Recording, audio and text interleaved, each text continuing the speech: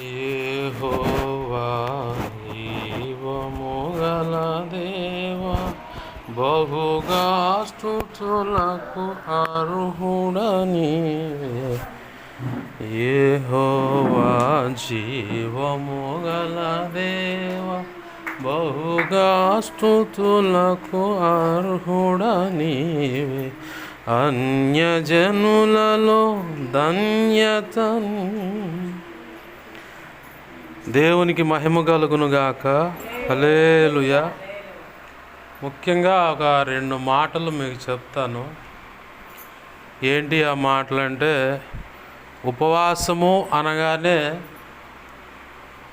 First of all మన శరీరమే మనకు సహకరించదు, మొట్టమొదటి అంశం. రెండవది, ఇంటాయన సహకరించవచ్చు, సహకరించకపోవచ్చు, లేదా కుటుంబ సభ్యులు ఎలా సహకరించరు అంటే, నీకు ఆ రోజే ఎక్కువ పని ఉంటుంది. నువ్వు అనుకుంటా సింపుల్గా తేల్చేద్దాం, కట్టే కొట్టే తెచ్చే పెట్టన్నట్టుగా సింపుల్గా తేల్చేద్దాం అనుకొని బలంగా మనసు నిశ్చయం చేసుకొని, ఈరోజు చేస్తున్నాము, ఉపవాసం ఉంటున్నాను ప్రభువా, నువ్వే నన్ను కాపాడనుకుంటా. ఆ రోజే నీకు అన్ని పనులు ఆటంకం వస్తాయి. అలాగనే ఉపవాసం ఉంటే మొట్టమొదటిగా ఇష్టం లేని దేవుడికంటే సైతాన్ గాడికి. నువ్వు ఉపవాసం ఉంటే ఇష్టం లేనిది సైతాన్ గాడికి, ఆ తర్వాత వాడి దూతలు ఉంటారు. అలాగనే కొన్ని త్రోసివేయబడ్డ శక్తులు, అంటే అంధకార శక్తులకు కూడా నువ్వు ఉపవాసం ఉండటం ససేమిరా ఇష్టం ఉండదు. ఇష్టం ఉండదు కాబట్టి రేపు నువ్వు ఉపవాసం ఉంటావు అనగానే ఈరోజు నీ శరీరం అంతా తెలియకుండా నీరసంగాను, గోడల్లో నుంచి కీళ్ళలో నుంచి నొప్పులు వస్తూ ఉంటాయి. ఎప్పుడు లేని గ్యాస్ట్రిక్ ప్రాబ్లం నిన్ననే మొదలైంది. ఎప్పుడు లేని డౌటు నిన్ననే మొదలైంది. ఎందుకు? ఇంతవాటికి నేను ఉపవాసం ఉండలేదు, నేను ఉంటానో లేదో అని. ఫస్ట్ టైం నాకు అదే అనుభవం ఎదురైంది. 2015 జనవరి 28 అంటే 27, 28, 29, 26, 27, 28 తారీఖులో ఉపవాసం ఉందా అని బైబుల్ మిషన్ సభలకు వెళ్తున్నా. మా భాష గారు ఉండి బాప్తిస్మాలు ఇస్తారు అబ్బాయి, బుధవారం నెలాఖరు నువ్వు రావాలని. మరి 3 రోజులు ఉపవాసం ఉండాలన్నారు కదా అంటే, యాడికి పోతున్నాడు. నా మనసులో ఉన్న అభిప్రాయం ఏంటంటే, 2014 జనవరి 28 ఆ తారీఖులో జరిగే బైబిల్ మిషన్ సభలకు నేను పోతా అనుకొని పోలా.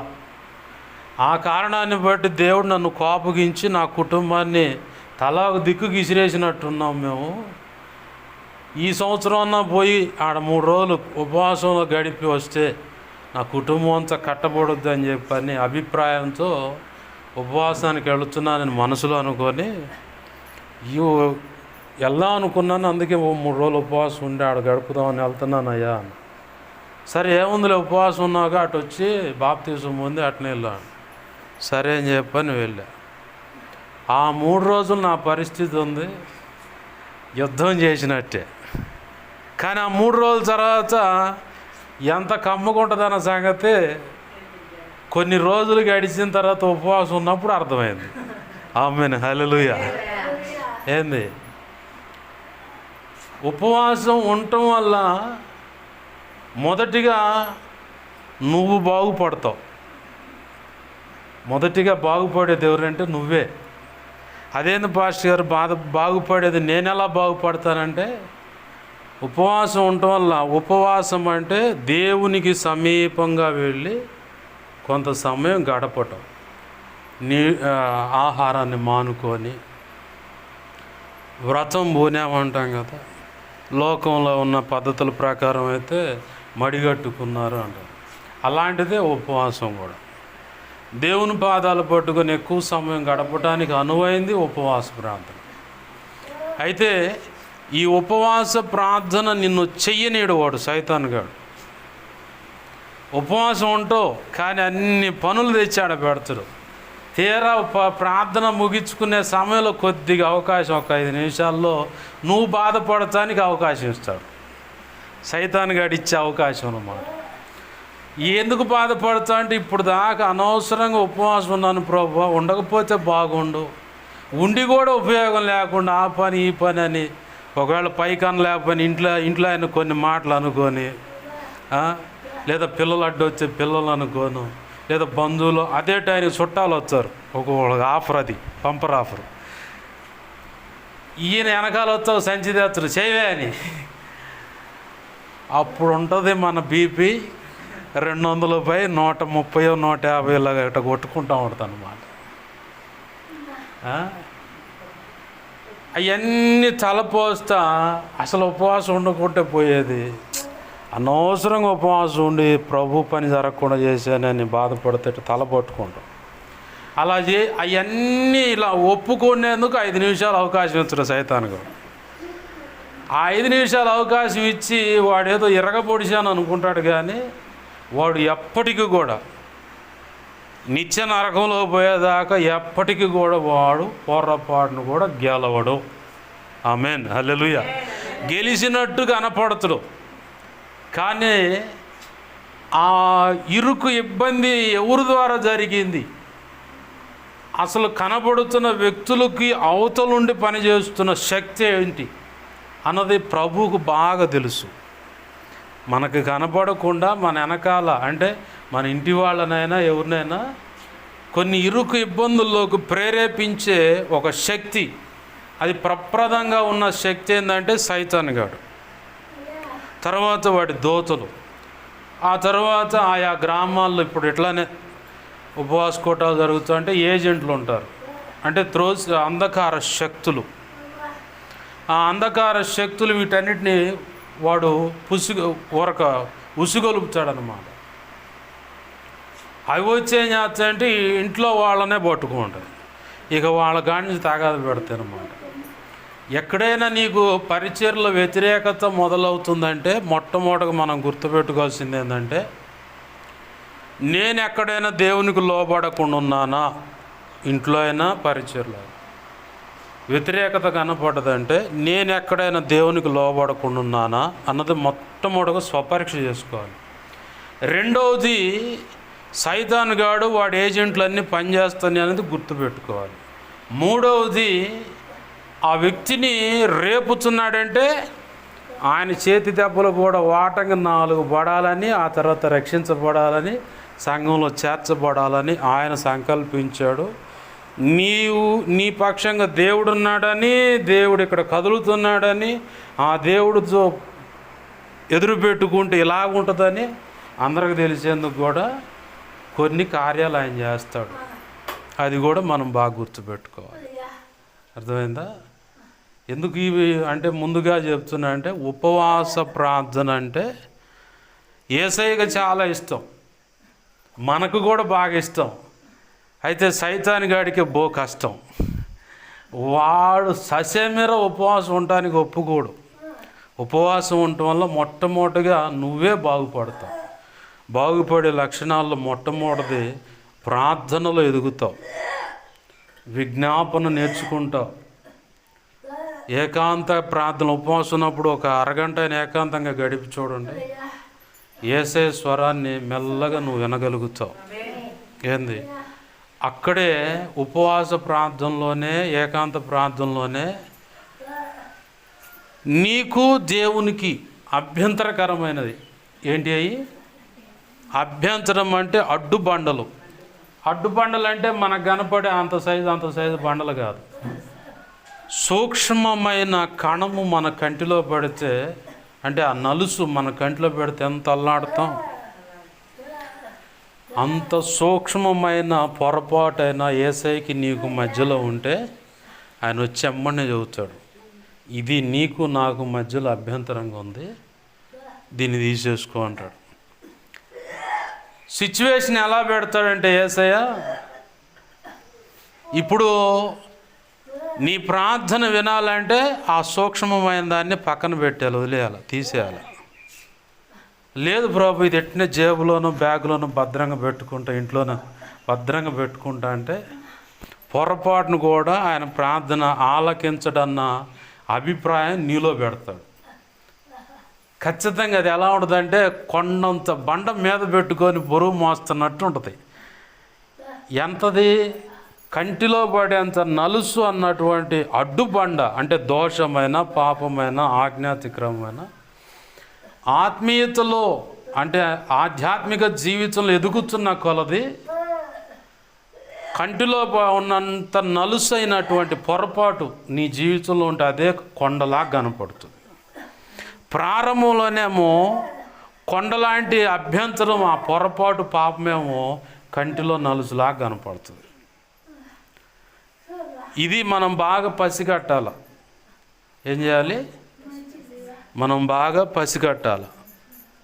పసిగట్టినప్పుడే నీకు అర్థమైపోతే ఆటోమేటిక్గా నీ ఆత్మీయ జీవితం పరిపక్వతలోకి వెళ్ళిపోతున్నప్పుడు, నా ప్రభువుకి ఇది ఇష్టం కాదు కదా, నా ప్రభువుకి ఇది అడ్డుబండ కదా, నా ప్రభువుకి ఇది నచ్చదు కదా అనే అభిప్రాయం నీలోకి వస్తూ ఉంటుంది. చిన్నగా నువ్వే ఒక్కొక్కటి తీసేసుకుంటూ ఉంటావు. అది ఎప్పుడు సాధ్యపడుతుందంటే ఉపవాస ప్రార్థనలోనే అది సాధ్యపడుతుంది. మొదటిగా నువ్వు బాగుపడతావు ఉపవాస ప్రార్థనలో. ఆ బాగుపడే విషయాల్లో ఆ నలుసంత పొరపాటు కూడా నీకు కొండంత పొరపాటుగా కనపడుతుంది. ఆమేన్, హల్లెలూయా. అలాగనే ఉపవాస ప్రార్థనలో మొండిగా ఉన్నటువంటి అసలు అసాధ్యము అనుకున్నటువంటి సమస్య అయినా, శోధన అయినా, ఇరుకైనా, ఇబ్బంది అయినా, భర్తకు భార్య మధ్యలో, భార్యకు భర్త మధ్యలో, అత్త కోడల మధ్యలో, కోడలు అత్త మధ్యలో, అల్లుడి విషయంలో కానీ, లేదంటే మనవ సంతానం విషయంలో కానీ, ఆడపిల్లల విషయంలో కానీ, కొడుకుల విషయంలో కానీ, ల్యాండ్ ఇష్యూ కావచ్చు, జాబ్ కావచ్చు, చదువు కావచ్చు, ఏంది రాని అప్పైనా వాడిని అడుగుతూ ఉంటారు, రంకెలేస్తూ ఉంటాడు, లేదంటే సాగులు చదువుతాడు. ఇలాంటి మొండి పొద్దులు ఏయైనా సరే ఇది సామాన్యంగా వల్ల కాదు అనుకున్న ప్రతిదానికి ఇక నీకు మార్గం లేదు వెళ్ళటానికి అనుకున్న పరిస్థితి అయినా, అది వివాహం జరిగించాలనుకున్నప్పుడు తల్లిదండ్రులు అడ్డగిస్తూ ఉంటారు. దేవుని సంకల్పం ఇలా అని తెలుస్తూ ఉంటుంది. అలాంటి సమస్యలకు అడ్డుబండలుగా కొంతమంది నిలబడుతూ ఉంటారు దైవజనులు, ఇలా ఎవరైనా కానీ. అలా ఉన్నాయి కూడా దారి మూసుకుపోయినట్టు కనపడుతుంటుంది పరిస్థితులంతా. ఈయన ఎలా చేయాలి, ఏం చేయాలనుకున్నప్పుడే ఉపవాసాన్ని ప్రతిష్ఠించుకొని, ప్రభువా నాకు ఈ విషయంలో సహాయం చేయమంటే వల్లగానివి సైతం సాధ్యమవుతాయి. ఆమేన్, హల్లెలూయా. ఉపవాస ప్రార్థన వల్ల నీకు కలిగే మేలు ఏంది? ఇంకొక విషయం ఏంటంటే ఉపవాస ప్రార్థన వల్ల నీ అంతరంగంలో ఒక పురుషుడు ఉన్నాడు, అంటే ఆత్మ అనే పురుషుడు ఉన్నాడు. అతను ఈ ఉపవాస ప్రార్థన వల్ల దేవునితో దగ్గరగా గడుపుతున్నప్పుడు బలం పొందుతాడు. ఇప్పుడు అయస్కాంతం ఉంది, ఇనప వస్తుంది, వేసపోయి కొద్దిసేపు పెట్టండి దాన్నాడ, ఆ తర్వాత దాన్ని తీసుకొచ్చి ఇంకొక ఇనప వస్తువుకి పెట్టండి, అట్లా పట్టుకుంటుంది. అంటే దేవునికి దగ్గరగా నువ్వు వెళుతున్నప్పుడు ఆయన ప్రభావం చేత నువ్వు నింపబడుతూ ఉంటావు. ఆయన ప్రభావం చేత నువ్వు నింపబడుతూ ఉంటే చుట్టూ తుఫాన్లు, గాలి, అలజడులు ఎన్ని కనపడుతున్నా కథలని సియోను కొండలాగా అట్నే ఆయనకి వెళ్ళి చూస్తావు. ఆమేన్, హల్లెలూయా. ఎందుకని అంత నిబ్బరమేంది, అంత నిశ్చయత ఏంటంటే నా ప్రభువు తెలియకుండా రాలా, నా ప్రభువే తీసేస్తాడు, నా వల్ల ఏమైందని ఆయనకు అప్పచెప్పుకుంటూ కూర్చుంటావు. ఇక అప్పుడు ఆయన జరిగించాల్సిన రీతిగా ఆయన జరిగించాల్సిన పనులన్నీ జరిగించుకుంటూ వస్తూ ఉంటే నువ్వు చేసే పని ఏంటంటే ఆయన మహింపరుస్తూ ఉంటావు. ఆమేన్, హల్లెలూయా. నీకు ఏ సమస్య అయినా సరే ఆయనకు అప్పచెప్పుకుంటా ఉంటే ఇక ఆయన కార్యం చేస్తూ ఉంటాడు, నువ్వు మహింపరుస్తూ ఉంటావు. ఉపవాస ప్రార్థన వల్ల ఇవి అసాధ్యము అనుకున్నవి సాధ్యపడతాయి.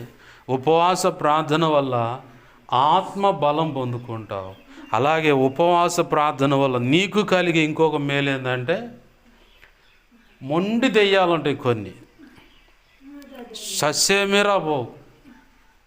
ఏంది కొంతమందికి ఉన్న డౌట్ ఏంటంటే, నేను ప్రార్థన చేస్తే ఆ దెయ్యాలన్నీ వాళ్ళని వదిలిపెట్టి వచ్చి నా మీద పడి ఇరగదొక్కుతాయి అనే భయం. మీలో చాలామందికి ఉంది ఆ భయం. అందుకే పాస్టర్ గారికి అప్పచెబితే పొద్దు వాళ్ళు చేసుకుంటారు. నాకు ఇచ్చిన దేవుడు ఆ పిల్లల్లో కూడా ఒక అక్కకు అదే భయం ఉంది. ఆ దాచేపల్లి గడ్డ మీద ఎవరికన్నా ప్రార్థన చేయడానికి నాకే ఫోన్ చేస్తాను. నేను ఒకరోజు అడిగా, మా వాళ్ళకు ప్రార్థన చేసి నీ మీదకి వచ్చి ఇరగదొక్కుతాయి అని భయం ఉంది కదా అని.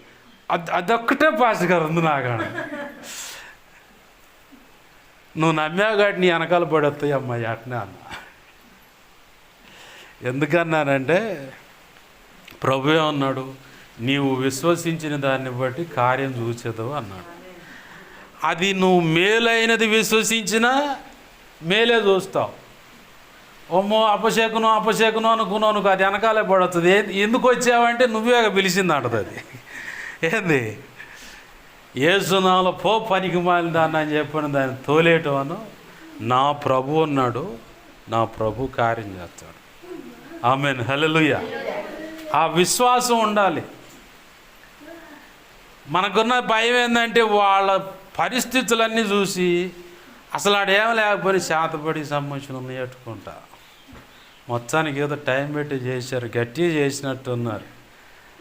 ఇట్ట రకరకాల డౌట్లన్నీ వచ్చి పొరపాటును కూడా ఆ వ్యక్తి కోసం ప్రార్థన చేయం. అదేమంటే పాస్టర్ గారికి అప్పచెప్పాక పాస్టర్ గారు ప్రార్థన చేస్తాం.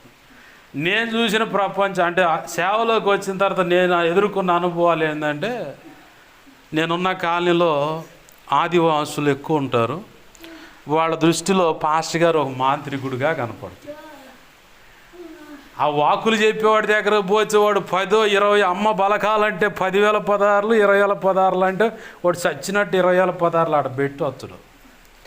పాస్టర్ గారి దగ్గరకు వచ్చి పాస్టర్ గారు ప్రార్థన చేయని చెప్పని 20 రూపాయలు మాత్రమే కానుక పెట్టిపోతాడు.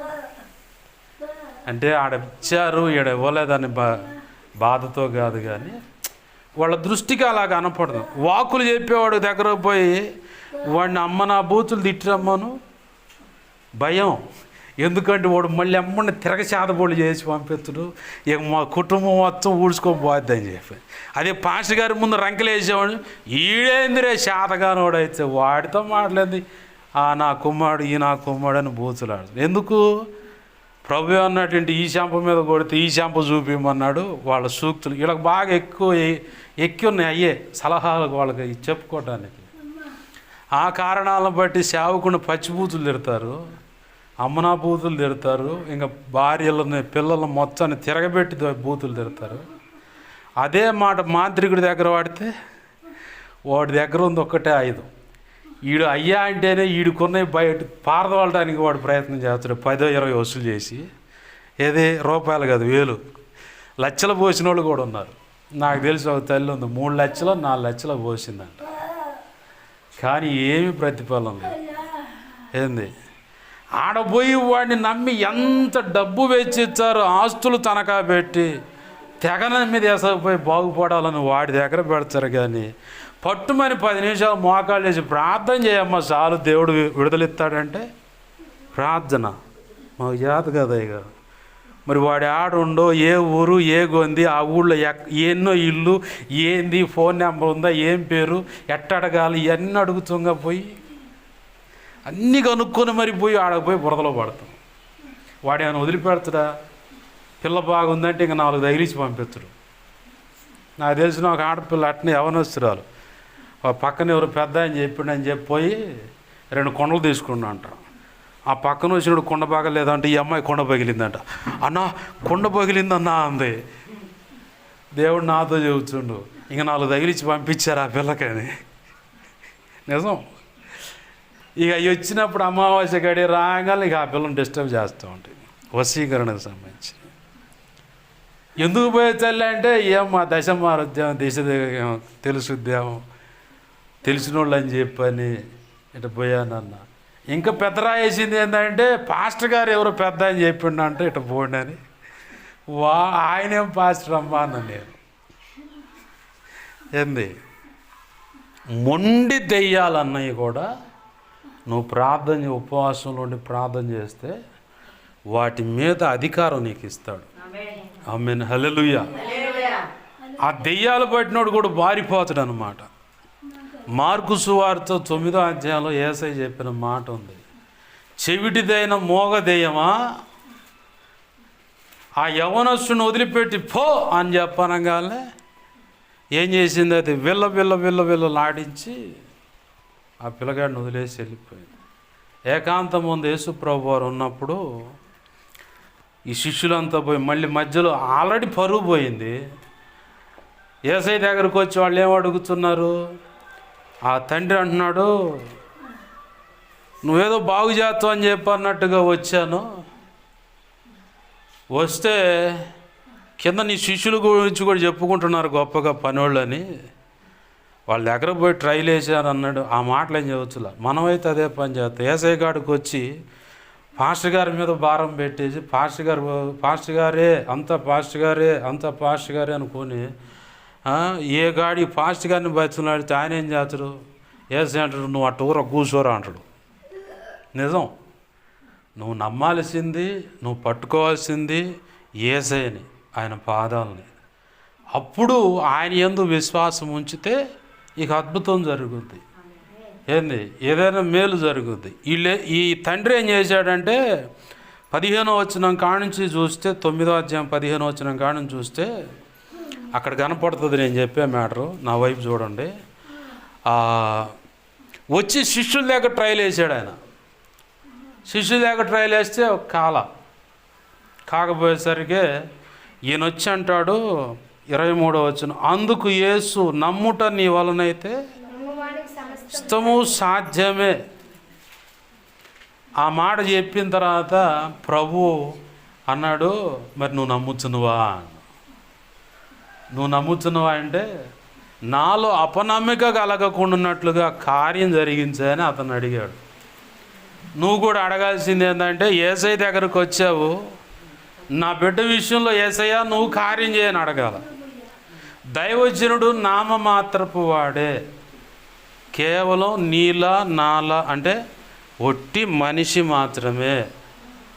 ఆయన దిగి వచ్చి భూమి మీద కార్యం జరిగించుకోవడానికి ఐ విట్నెస్ లాంటి వాళ్ళు, అంటే ప్రధాన సాక్షులుగా ఉన్నవాళ్ళు దైవజనులు.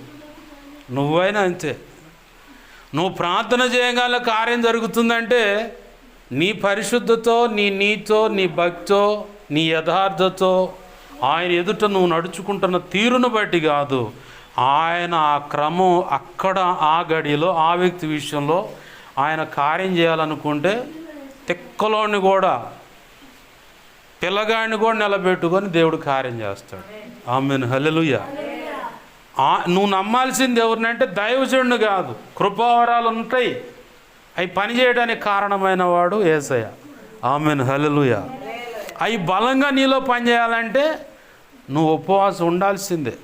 ఉపవాసం ఉండకుండా నేను ప్రార్థన చేస్తే ఎందుకు ఈ హీలింగ్ కాలేదు, ఉపవాసం ఉండకుండా నేను ఈ విషయంలో ప్రార్థన చేస్తే ఈ వ్యక్తికి స్వస్థత ఎందుకు కలగలేదు, ఈ శక్తుల నుంచి ఎందుకు విడుదల కాలేదు, ఇవన్నీ నువ్వు ఎంత నెచ్చినోరు బాదుకొని ఆలోచించుకున్నా, దేవుని ఎదుట మొర్ర పెట్టుకున్న ఉపయోగం ఉండదు.